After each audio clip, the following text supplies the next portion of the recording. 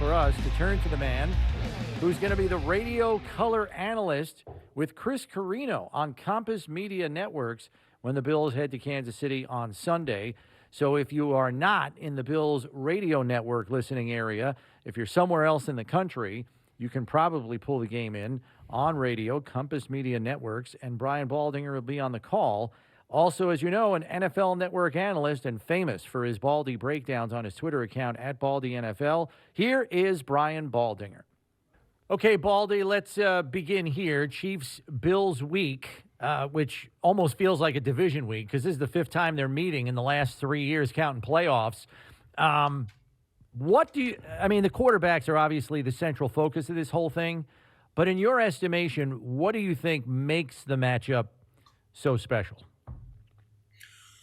Well, I think they're two premier organizations. You know, what they have done in Buffalo is what every team that's trying to find some footing and become a perennial playoff team is trying to emulate. In Kansas City with Andy Reid and the Hunt family, like they've got that down. That's what that is. It's two elite, premier organizations that have done everything right. They have identified their franchise quarterback. They have done nothing but build around their franchise quarterback. They picked the right guy, for all the right reasons, and the talent level is supreme. And so I think that's the big part. And then, maybe one of the best playoff games any of us have ever seen, finished the season for the Bills last year. It was so good they had to change the rules so that nothing like that ever happens again. And Josh Allen isn't just snubbed from getting a chance to go down and score. So all those things. And then, both teams have tremendous star power. And, look, this is a game where we talk about the stars, and we put the cameras on the stars. And the stars in these games, Travis Kelce and Mahomes and Chris Jones and Von Miller and Stephon Diggs. I mean, the camera will be on those guys because they know just how big this is on Sunday afternoon. You're right, and it started immediately, and I'm from the state of Kansas. My family lives back there. It's tough for them to be Bills fans back there, but they are. But from the word go, I go back there, and certainly here in Buffalo, Western New York, it's after that game, that 13-second game, it was like, we got to change the rules. Everybody was clamoring for that never to happen again. But really, the simple fact of the matter is this, Baldy, we just don't want those games to end. You just want to keep watching that, right? The pressure, the drama, and people keep making heroic efforts to continue that game. That's what we all want to see. How likely is it that Sunday at 4:25 we get the same thing? Well, I think it could be a very similar track meet, Steve. These games sometimes they might start slow, but then it's like, okay, who can stop the other guy? And pretty soon, any analyst or fan, you don't have to be an analyst, any fan's going, boy, whoever gets the ball last is going to win this game. And so it doesn't matter how much time is left. I saw last week on Monday night, Kansas City gets the ball through 25, Steve. There's 17 seconds left in the first half. And there's Kansas City attacking. And they get the Raiders out of position. They get a face mask penalty. They make one more play, and they kick a 59-yard field goal. There's no amount of time that, isn't safe. Last week, opening drive, third play of the game, you're backed up on your 2-yard line. You take a shot. Like most teams are like, let's get 2 more yards and punt. But not Buffalo or Kansas City. Like they can attack from anywhere on the field. They kind of break all the mold when it comes to what's the right way to play this game. What's field like? It's a track meet. So with that in mind, who has the ball last? Steve and I are pretty convinced the number one reason Von Miller was signed here was to beat Kansas City and have that answer if Kansas City has the last possession of the game. Just how do you see Von Miller in terms of potentially being the closer they need to maybe finally finish off this Chiefs team? I think I might have mentioned this when I was up at training camp to you guys, but I remember talking to Von after practice I was at. And I was asking him about, the development of Boogie and Rousseau and, some of the young guys. And he was like, it's not really like that, Baldy. Like, they all work on their mechanics and their pass rush moves. What I'm trying to teach them is the moment of the game, how to finish a game. Obviously, Steve, you played with Bruce, and Bruce knew how to finish a game. Like, it didn't really matter what you did the first three quarters. Can you make the play when you need to make the play to finish the game? And that's what you're talking about, Jay. And so Von knows that. He did it in the Super Bowl. He's done it in the Super Bowl, in both Super Bowls. And so it's not Super Bowl Sunday to him yet, but it's going to feel a lot like a playoff game on Sunday afternoon. The whole world's watching. It's 3:45 national TV. Everybody's going to be tuned in.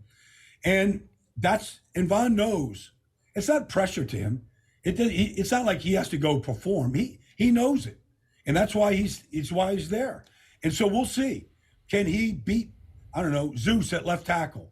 Can he, beat Andrew Wiley wherever he's lined up and get to hit on Mahomes and stop that, that final throw to Kelsey to try to win a game? So both these clubs show up disappointingly, probably for both of them, 4-1, if you can say that, right? I mean, the Bills feel like they should have, would have, could have beaten Miami if it would have been a 75-degree day instead of a 95-degree day. They feel like they walk out of there with the win. The Chiefs always feel like that. So how does where these teams sit, the playoff implications? I've made the statement that the Bills have this dragon to slay in Kansas City. This game is not that dragon. A playoff game is that dragon. Yes. How likely is it, you think, that where these teams meet up in the playoffs and where they're going to be? And if it is in Buffalo, how does that change the equation? Well, they're two playoff teams for sure. I mean, people thought the AFC West was going to be this juggernaut, and it still might be, but it looks like it's Kansas City and everybody else. The coaching, the organization, and the same thing with Buffalo. Like, Buffalo's going to win the East, and so they're going to have home playoff games, and eventually they might, depending on the seedings and all that, they could meet again. Home field advantage is really important, Steve. So there's something to play for throughout this thing. But just watching the Raiders attack Kansas City last week, and then watching what Buffalo did to Pittsburgh, I've never seen Buffalo attack like that, Steve. Even when you threw it looked like Levi Wallace was the guy that they didn't like anymore. They went after Levi repeatedly from the first series of the game. And then, Levi gets interception in the end zone against Gabriel Davis. It's a great play. And Buffalo gets the ball back. The very next play, they go right after Levi Wallace for a 68-yard touchdown. They never stopped attacking in that game. And I feel like the run to Singletary or Moss or whatever is just to rest Josh's arm. Just give him a breather. And if you watch what the Raiders did with Devontae, they threw 5 deep shots at Devontae Adams against Kansas City. He had 2 touchdowns and he had 2 defensive pass interference penalties on deep shots. I'd go after these corners and safeties in Kansas City. And, let my guys, I saw the little protection scheme last week with Sweeney and the back there next to Josh, just making sure that he had a chance to really launch a missile down the field. So I think this is just going to be bombs away from Buffalo's standpoint. And what about the Chiefs and the new weapons that they added, this offseason? Obviously, no Tyreek there now, and they had to kind of replace firepower. And they have the perceived deep threat in Valdez-Scantling, the intermediate guy in Smith-Schuster. I know you crunched the tape, Baldy. So how has the blend worked through their first 5 games? It's been good, but it's a little bit like what most people thought. I mean, Mahomes is he's just going to throw the open guy. That's the game. And so when he moves, if you want to catch the ball, then you better move with him and find the opening and, figure out where the lane is for him to get you the ball, because from any angle he can find you. But, the one thing that's missing is just that, the threat of the home run on 4th and 15 can, just throw it up to Tyreek Hill and let him go get it like he's doing down in Miami right now. They just don't have that player. And so it's a little bit different. They just don't have just that kind of juice. But all those guys, and Sky Moore is just coming on, all those guys are good. They're all good players. Juju's got his role. He's not a guy that's going to beat, a whole lot of man coverage and run away from people who doesn't have that kind of speed. Valdez does, but, he's got issues with his hands. He drops balls. But they'll just keep firing. I mean, they'll throw to all 3 tight ends. Justin Watson. I mean, I think they completed balls to 9 different people the other night. They'll just keep throwing and just keep firing. The offense is really good. It's really creative. A lot of formations, a lot of motions. But you got to prepare for a lot. Baldy, great stuff. It's great talking to you. Hope to cross paths down the road and maybe in the playoffs. Well, I'm going to be out there Sunday announcing that game, Steve. So I got my ticket punched to Kansas City. I'm excited about it. Good seeing you, man. Thanks, Baldy. See you Appreciate guys. it. Okay, anytime, buddy.